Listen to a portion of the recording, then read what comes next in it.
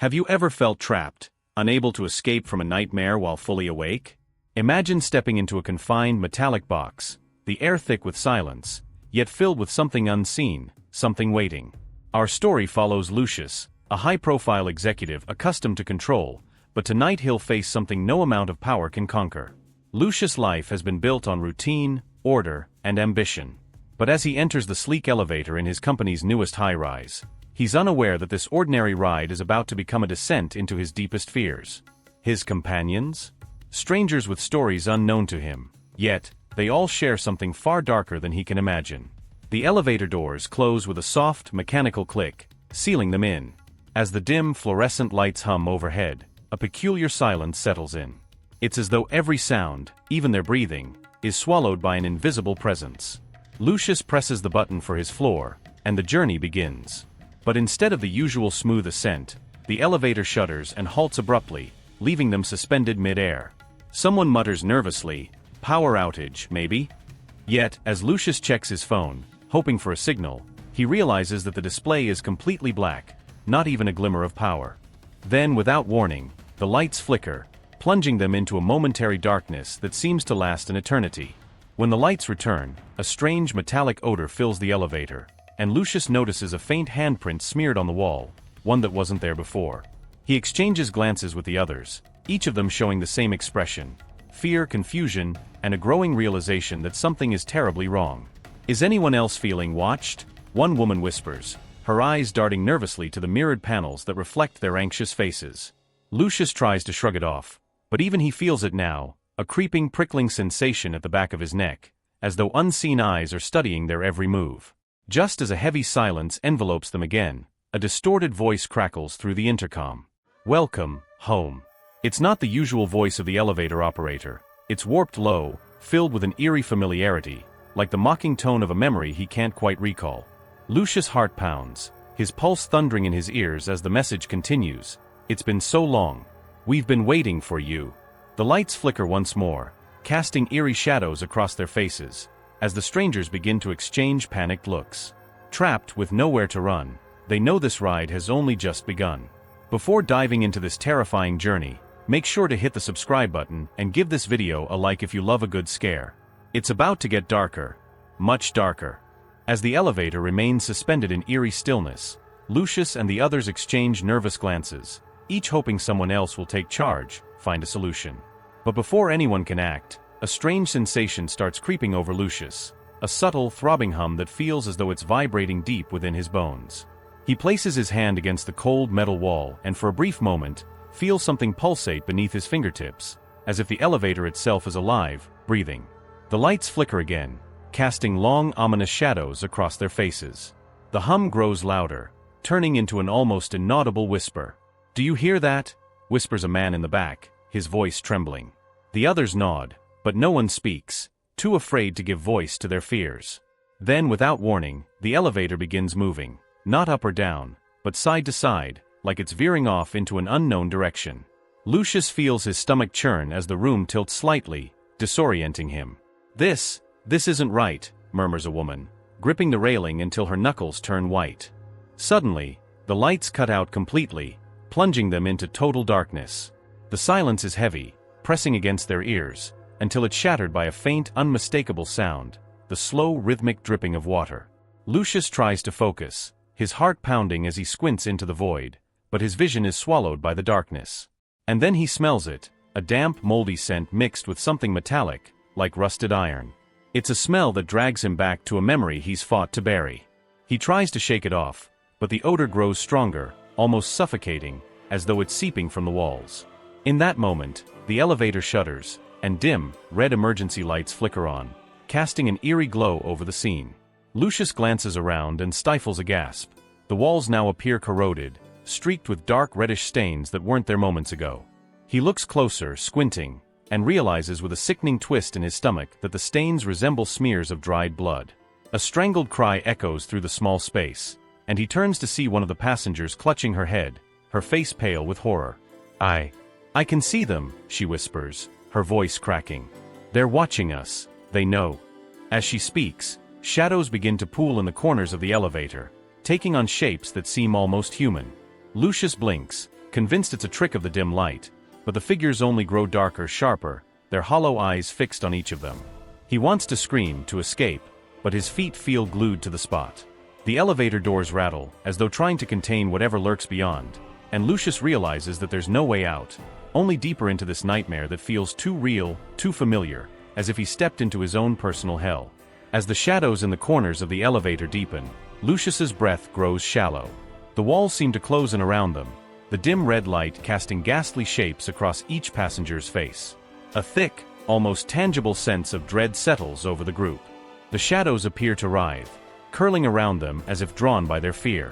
In the silence, a soft, wet whisper echoes from nowhere, then fades into the background like a half-remembered nightmare. Lucius clutches the railing, his fingers digging into the cold metal, grounding himself. But he can't shake the feeling that something in the elevator wants him here, is holding him captive. One of the passengers, a young woman named Clara, starts muttering under her breath, her eyes wide and unfocused, locked onto a point just over Lucius's shoulder. He turns, heart pounding, but there's nothing there, only the reflective surface of the elevator wall, slick and smeared with grime that hadn't been there moments ago. Then he sees it, a pair of handprints, faint and smudged, forming slowly on the glass, as if an invisible figure were pressing from the other side. Lucius stares, paralyzed, as more handprints emerge around them, forming patterns that grow darker, almost bleeding into each other. Clara's muttering becomes louder, incoherent, until her words finally break through. It's coming for us. We can't hide. The lights flicker, and for a brief, horrifying instant, Lucius catches a glimpse of the distorted reflection of a face, pale with hollow, sunken eyes staring straight back at him. He blinks, and it's gone, but the oppressive feeling of being watched lingers. The elevator jerks violently, and a loud metallic screech echoes through the confined space, as if it's tearing through layers of steel. The doors begin to open. Just a crack. Through the thin sliver, Lucius can see only darkness, but from within it, the faintest outline of something crouched and waiting. He pulls back instinctively, sensing a presence that isn't just malicious, it's hungry. Everyone in the elevator feels it, an oppressive weight pressing on them, an ancient, primordial fear. Lucius looks around, meeting each passenger's eyes. He sees the same terror reflected back at him, a shared realization that this isn't just a malfunction. They're part of something much darker, and whatever force is controlling the elevator seems to thrive on their terror. The air grows thick, damp, and each breath comes harder, as if the walls themselves are alive and tightening around them. Just then a soft, rhythmic tapping starts. Tap, tap, tap. It seems to come from all directions, echoing off the metal walls. Lucius's heart races as he realizes the sound matches his own heartbeat, each beat pounding in his ears, louder and louder. The others seem to hear it too, their faces twist with confusion and dread as the tapping speeds up, becoming a frantic drumming that rattles through their bones. The elevator feels colder, and their breaths fog the air. Lucius reaches out instinctively, touching Clara's shoulder for comfort, but his hand passes through her as if she were made of mist. He jerks back, gasping, and she looks at him, eyes wide, just as her form flickers, fades, and solidifies again. The boundaries between reality and nightmare blur. Lucius feels himself slipping, each detail around him unraveling, distorting into a waking terror. He realizes with chilling certainty that the elevator isn't just holding them hostage, it's feeding off them, drawing them deeper into a twisted, shared nightmare. Whatever lies ahead, Lucius understands one thing: the elevator's descent has only just begun. The elevator's low hum shifts into a guttural growl, vibrating through the metal walls, and Lucius's grip tightens as he braces for what feels like an imminent collapse. His heart races as the temperature drops, his breath visible in short, panicked puffs. Shadows swirl in a frenzy, thickening and warping as if taking form. Then, without warning, the elevator jolts downward, moving faster than it ever should. The passengers stumble, clutching the walls, their faces twisted in horror as the lights flicker in and out, casting fleeting, distorted glimpses of each other's terrified expressions. The descent feels endless, like they're being pulled into the depths of something otherworldly. A moment later, the elevator screeches to a halt, and the lights cut out entirely, leaving them suspended in an absolute, suffocating darkness. Their shallow, frantic breaths are the only sounds. But then Lucius hears it, soft, faint whispering, as if a chorus of unseen voices are murmuring secrets just beyond his comprehension. The whispers grow louder, filling the small space, overlapping into a cacophony of words he cannot understand. His skin prickles with a cold sweat as he realizes that the voices are speaking directly to him, calling his name in chilling unison. The words are garbled, distorted, but he catches fragments. "Face it, your sin." The darkness knows. Lucius's pulse quickens, a deep-seated dread settling over him as memories he thought were long buried resurface, clawing their way into his mind. He tries to block it out, but the darkness seems to press against his thoughts, forcing him to remember every moment of regret, every choice he wishes he could undo. The lights flash back on, red and menacing, casting eerie shadows across the passengers' faces. He looks around and realizes with a sinking horror that each of them appears different now, almost as if they're wearing distorted masks of their past selves, versions tainted by old mistakes and forgotten guilt. The elevator doors creak open, revealing a scene that defies reality.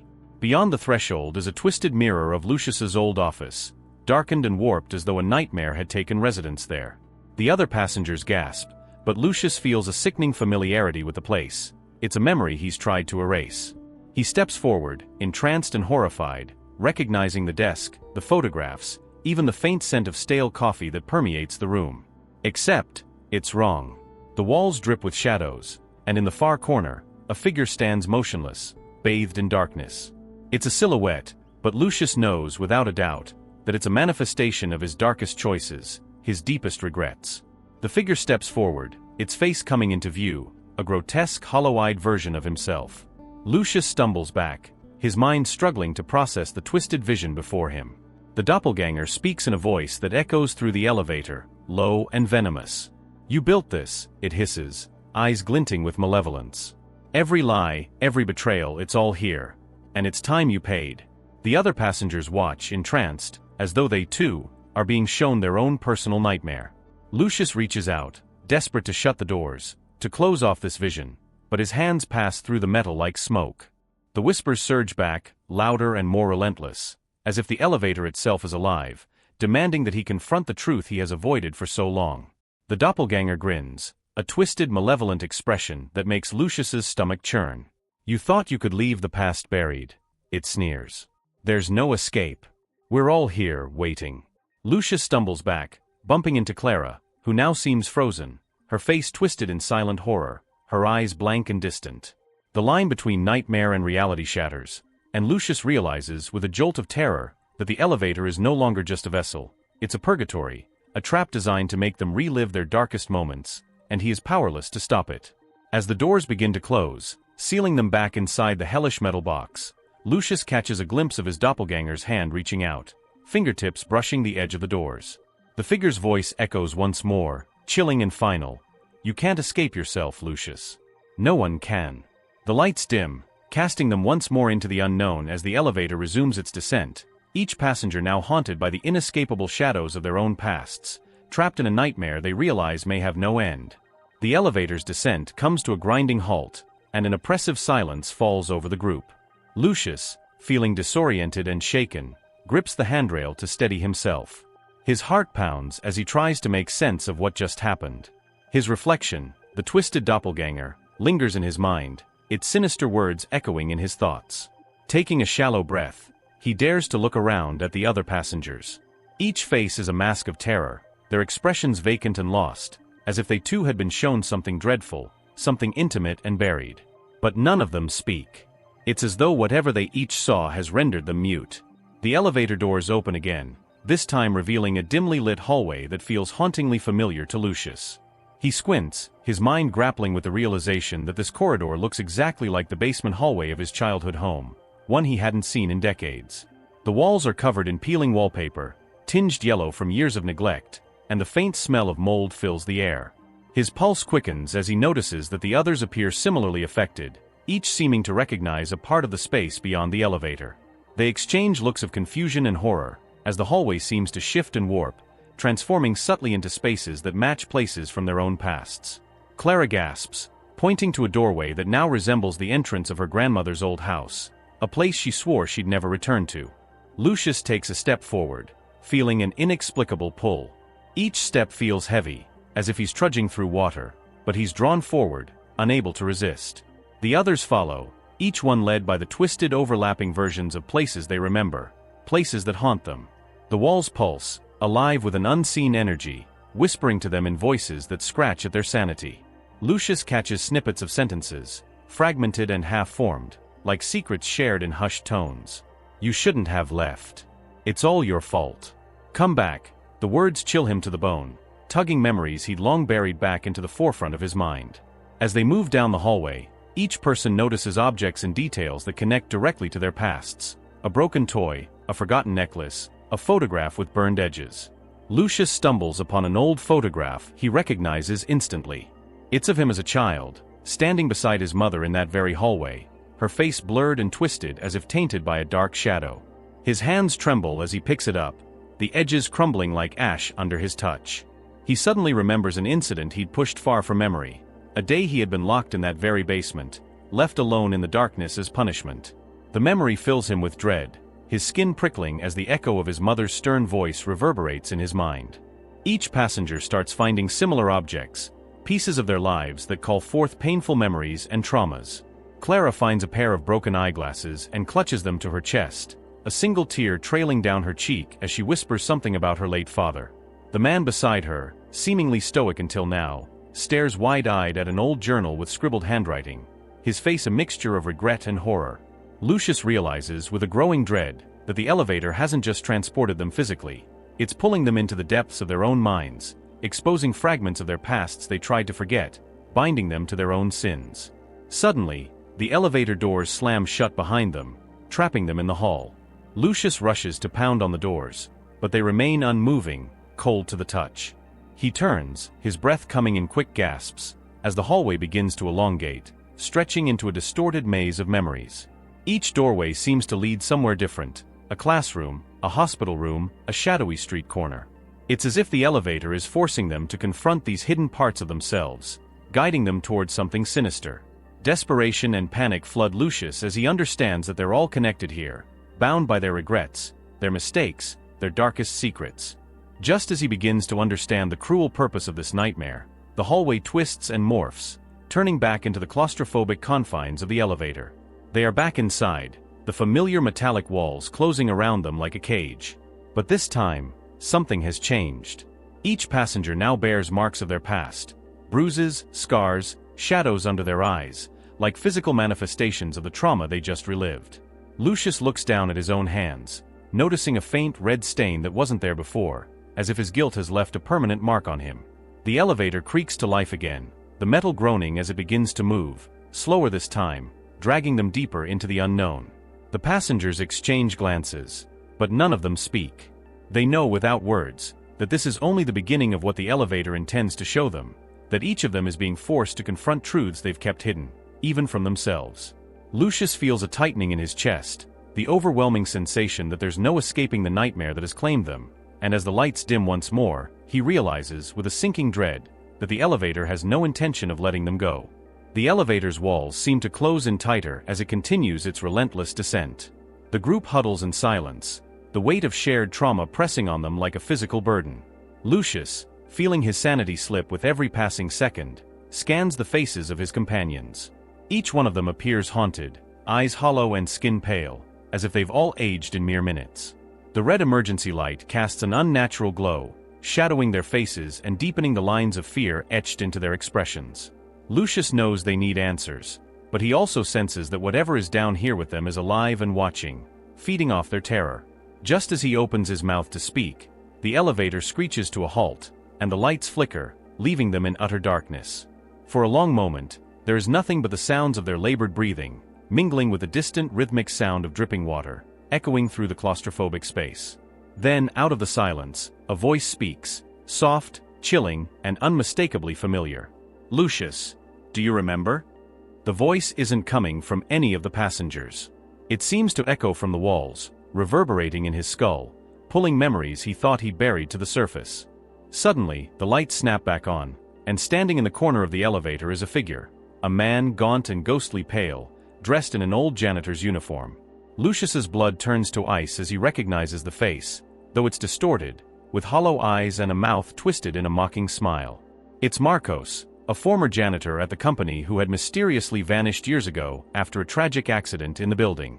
Rumors had swirled about how he'd fallen victim to negligence, how Lucius's department had ignored warnings about safety issues. Lucius had brushed it off, thinking it was someone else's problem, until now.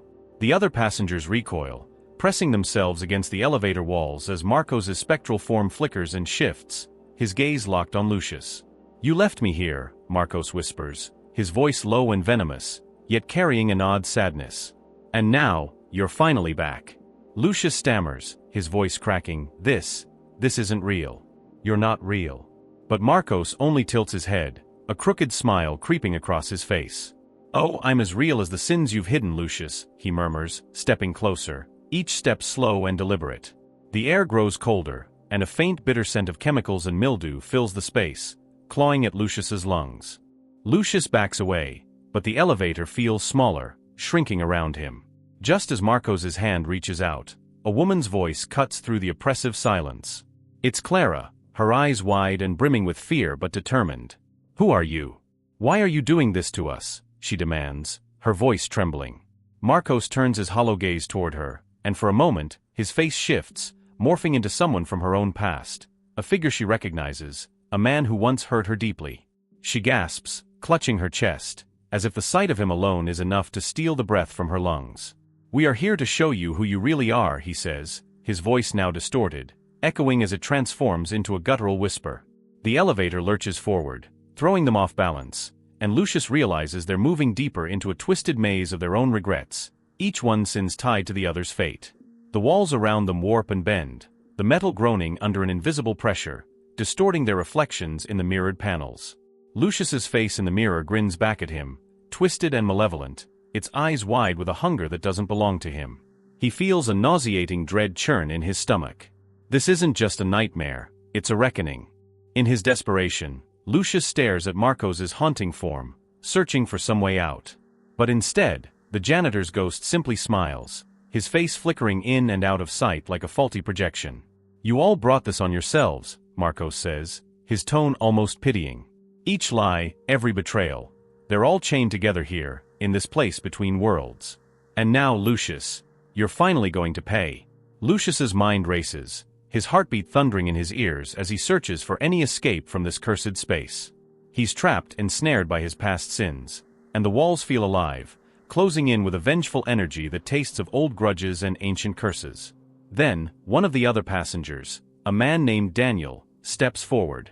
He appears drained, yet somehow resolute. "I know who you are," Daniel says, staring directly at Marcos. "I saw you back then. I could have said something, but I didn't." Marcos's gaze shifts, and he studies Daniel for a long, painful moment, as if weighing his soul. The elevator shudders, the lights flickering wildly, and the air grows so thick it feels like it's clawing at their throats. Marcos's form fades slightly, his edges blurring, but his cold smile remains fixed. "Confession alone won't save you," he whispers, his voice cold as death. "You must face your own darkness, or be consumed by it." The red lights intensify, casting the space in an otherworldly glow. Shadows dance on the walls, morphing into shapes that whisper their names, pulling each of them toward the center of the elevator. They're forced together, shoulder to shoulder, with no room to move, no escape. Lucius understands with chilling clarity, the only way out is through their sins, to confront the darkest parts of themselves. But as the elevator continues its descent, he feels that the price of absolution may be far greater than any of them can bear. The elevator plunges downward at a pace that feels impossible, an endless descent into a darkness that feels thick and alive, as if the very air is woven with shadows. Lucius feels his heart hammering against his chest, each beat a countdown to something he can't yet comprehend, but senses is waiting at the end of this relentless drop. The passengers cling to the walls, breathing shallow and strained, eyes wide with terror. Then, abruptly, the elevator jerks to a halt. The silence is complete, pressing against them like an unseen force, suffocating in its intensity. In the dim crimson light, Lucius notices that the metal walls have changed again. Now they appear rusted, covered in strange markings that seem to pulse and writhe as if they're alive. He squints, recognizing symbols, old scars in the metal that look like fragments of words, memories twisted into phrases that he'd rather forget. His fingers brush against one marking, and the memory floods back, a lie he told, a promise he broke, something he'd buried deep. But here, in this cursed place, the sins won't stay hidden. Suddenly, the lights cut out, and a voice pierces the darkness, a chorus of whispers and shouts, echoing in layers like a distorted symphony of regret and accusation. Lucius, the voices in tone, as if each syllable is a weight pressing down on him. You thought you could escape, but the darkness knows. It remembers. He stumbles back, every muscle tense, his mind racing as he tries to understand. Each passenger hears their own name whispered, their sins listed, one by one, until the elevator feels crowded with the ghosts of their pasts. Then, from the center of the elevator, a dark figure begins to materialize. It's a mass of shadows, constantly shifting, its form never settling into one shape. Faces emerge from its depths, twisted and contorted in agony, only to vanish again. Lucius realizes, with chilling clarity, that these are the souls bound by the same sins that brought them here. The figure stretches, reaching toward each passenger, its dark tendrils curling around them as if tasting their fear. You are here because of what you've done, it hisses, its voice a sickening blend of the passengers' own voices, warped into something monstrous. And there is a price. One by one, the passengers are confronted by visions of their worst sins. Clara cries out, clutching her head as a vision overtakes her, a child's face, one she recognizes instantly, eyes wide with fear and betrayal. I'm sorry, she whispers, her voice breaking, but the figure only tightens its grip, feeding on her guilt. Another passenger, Daniel, falls to his knees, trembling as he's forced to relive a betrayal from years past, an act that ruined lives and left scars he thought had long faded. The figure looms over him, and Lucius can feel its hunger, its desire to consume their souls, to make them relive every horror they tried to forget. Finally, it turns to Lucius, and he feels its gaze piercing into him, seeing every dark corner of his soul. The figure takes on a shape that is all too familiar, his own reflection, twisted and malevolent, its eyes gleaming with a knowing malice.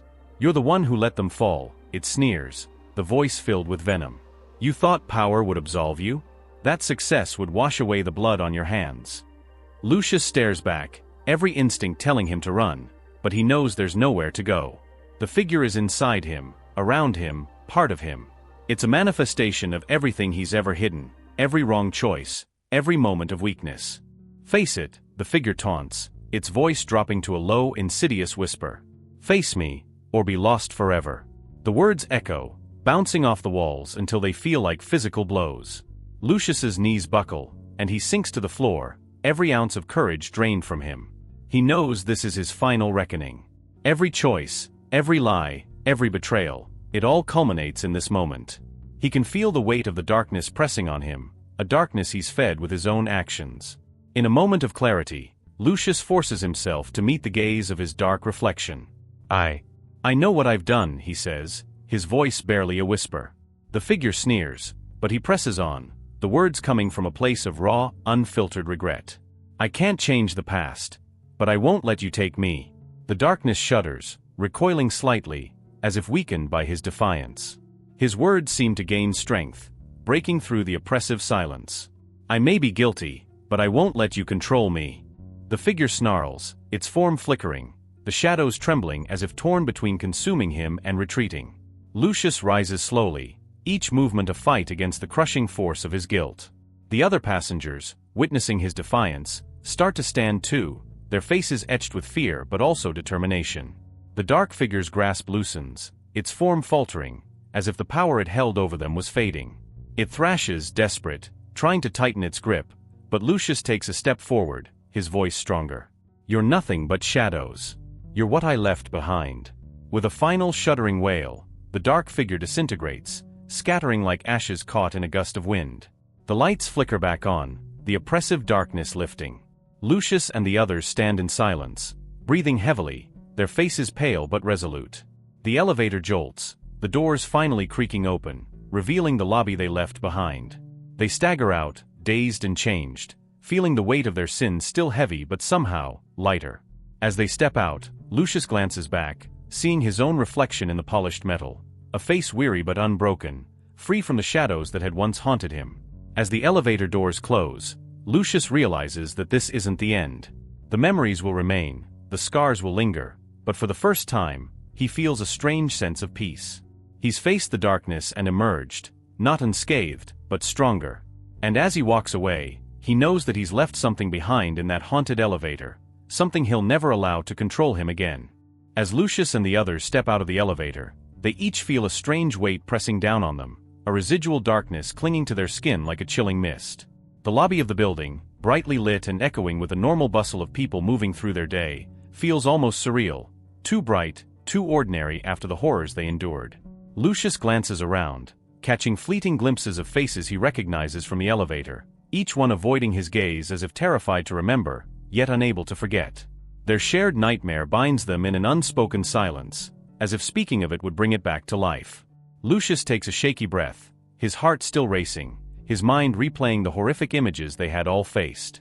Each step feels surreal, the ground beneath his feet unsteady, as if he's still caught between two worlds, the familiar one around him, and the shadowed purgatory of the elevator. He feels a presence at his back, like unseen eyes watching his every move. Glancing over his shoulder, he sees only the faint reflection of the elevator doors, now closed. But in the dark glass, he catches a glimpse of something, a shadow, a fleeting movement that sends chills down his spine. It's almost as if the elevator is still alive, waiting, watching. The other passengers disperse, each one vanishing into the city's anonymity, yet they each carry a haunted look in their eyes, as if the elevator has left a permanent mark on their souls. Lucius looks at his hand, tracing a faint red stain that refuses to wash away, a reminder of the sins he faced, of the memories that surfaced in the depths of the descent. He shakes his head, trying to convince himself that it's over. But somewhere deep down, he knows that whatever force took hold of them in that elevator has not been completely defeated. It lingers, biding its time, hungry and patient. As he walks out of the building, a familiar sound makes him freeze, a soft, almost imperceptible ding.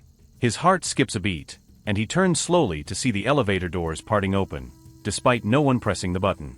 The empty car sits there, bathed in an unnatural glow, and for a fleeting moment, he thinks he sees the outline of a figure, a silhouette of himself, staring back with hollow eyes and a twisted grin.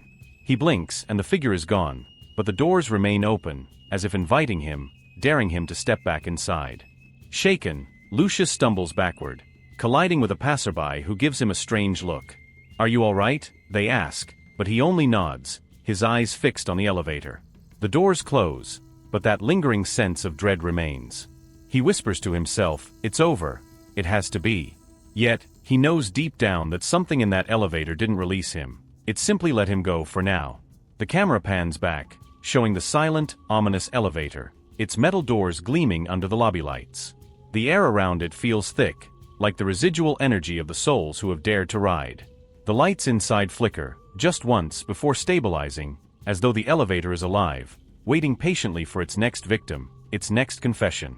The screen fades to black, but the faint echo of whispered voices continues, lingering like a ghostly presence.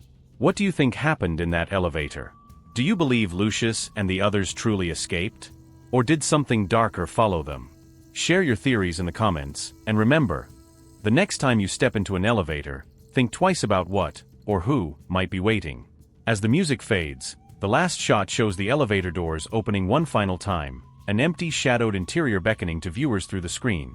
A silent, chilling invitation that leaves them wondering if they too might one day find themselves in the grip of something that knows their deepest fears. Don't forget to like, subscribe, and leave your thoughts below. But beware. Some doors are better left closed.